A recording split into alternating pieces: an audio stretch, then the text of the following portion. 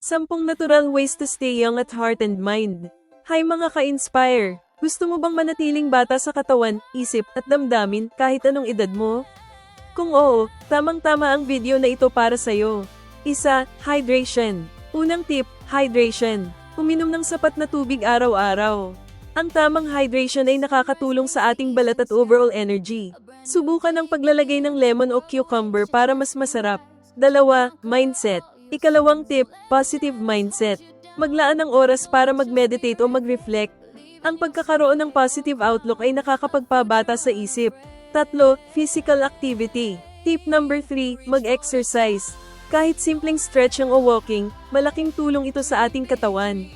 Gawing regular ang physical activity. 4. Healthy eating. Ika-4 na tip, kumain ng masustansyang pagkain. Puno ng prutas at gulay ang iyong plato para sa mas malusog na katawan. 5. Self-love. Tip number 5, self-love. Maglaan ng oras para sa sarili. Simple pampering at self-care rituals ay mahalaga sa ating mental health.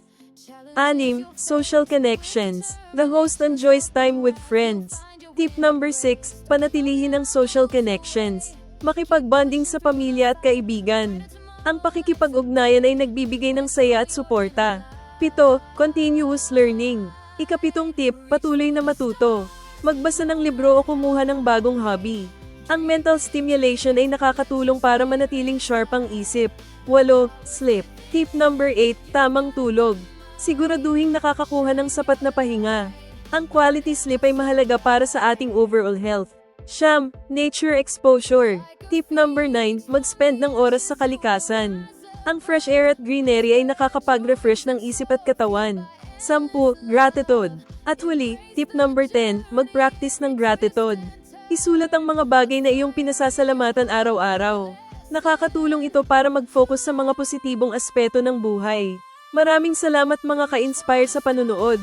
Kung interesado ka,